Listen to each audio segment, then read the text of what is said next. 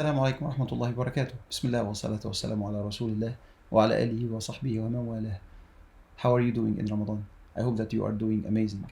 So we are continuing our path with societal reform, and in particular we are today talking about social solidarity and how it's a tool for societal reform. So imagine standing before Allah subhanahu wa ta'ala in the day of judgment, and Allah subhanahu wa ta'ala asking you, did you care for my servants? My servants were in need. So and so, who was close to you, who was your relative or your neighbor or your coworker, or even like none of them, but some people who you used to live in your community were in need. Did you care for them? Did you ease someone's hardship? So the test of wealth, my brothers and sisters, is not about how much you have. It's about how you use it. And today we want to really dig deeper into social responsibility. So Allah subhanahu wa ta'ala first and foremost telling us in the Holy Quran, وَفِي أَمْوَالِهِمْ حَقٌّ لِلسَّائِلِ وَالْمَحْرُومِ. So Allah subhanahu wa ta'ala told us in Surah Al-Dhariyat, and in their wealth is a recognized right for both the needy and the deprived. So your wealth here isn't just yours. Your wealth is a trust from Allah subhanahu wa ta'ala, and part of it belongs to the needy. And Allah subhanahu wa ta'ala told us in the Holy Quran, آمنوا بالله ورسوله وأنفقوا مما جعلكم مستخلفين فيه, in Surah Al-Hadid. And believe in Allah subhanahu wa ta'ala and His Messenger, and spend from what Allah has made you responsible for.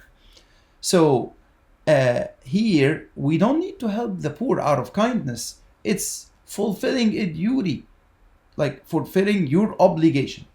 And the other point here that is extremely important, Allah subhanahu wa ta'ala taught us, and here the Prophet ﷺ taught us, that whoever relieves a hardship of a believer in this world, Allah subhanahu wa ta'ala would relieve his hardship in the day of judgment. So this is actually very profound. So your kindness today will result in Allah being kind with you in the day of judgment. And يَوْمَ لَا يَنْفَعُ مَالٌ وَلَا بَنُونَ. This is a time where nothing benefits. Imagine at this time Allah is being merciful to you, extra mercy, because of how you were compassionate and merciful towards others, and in particular towards the needy. So the other very, very important proof, which is the most beloved people to Allah subhanahu wa ta'ala, are those who are the most beneficial to His servants. So and this is again hadith by the Prophet ﷺ. So your success is not measured by how much you gain, your status and so on. It's about how much you give for the sake of Allah subhanahu wa ta'ala. And obviously the Prophet ﷺ has demonstrated here the example of how he would never eat alone, for example. He would always try to find someone to eat with him, and more importantly, especially, he would never do it if someone who is needy surrounding him, like he would invite them right away for eating together.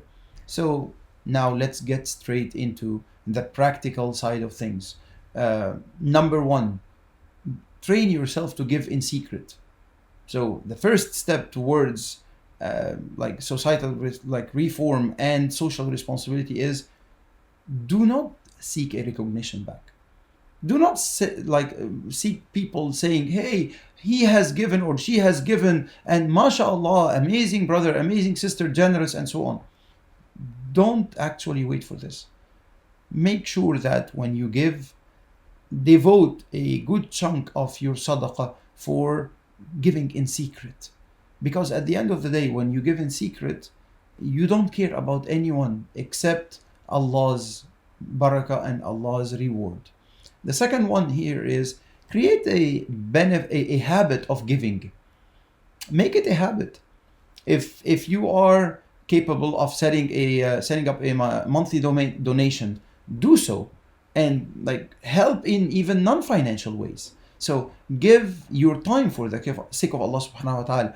Give your skills, your experience, your resources, and so on. So try to always give for the sake of Allah subhanahu wa ta'ala. And the third thing, which is extremely important here, is change how you look at others and the needy in particular. Change your perception of the needy. The needy is not kind of someone who is two steps lower than you. That's not the case. The needy is being tested by Allah subhanahu wa ta'ala, and if you have more wealth, you are also being tested by Allah subhanahu wa ta'ala. So listen to their stories, have discussions with them.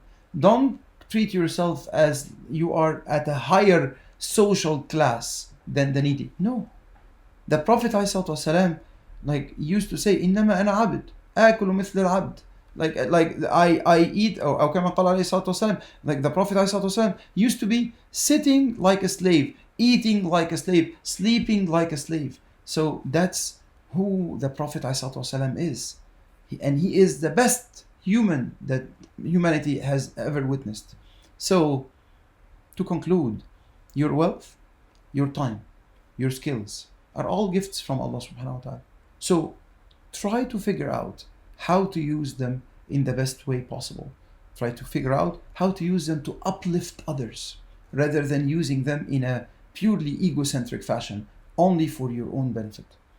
So will you take action in making this Ramadan the transformative Ramadan and giving yourself that benefit of working towards improving others' lives, improving others' statuses, making sure to fix the problems of the needies and so on? Will you actually devote your life to service? The choice is yours, and I ask Allah subhanahu wa ta'ala for allowing all of us to make the right choice. Assalamu alaikum wa rahmatullahi wa barakatuh.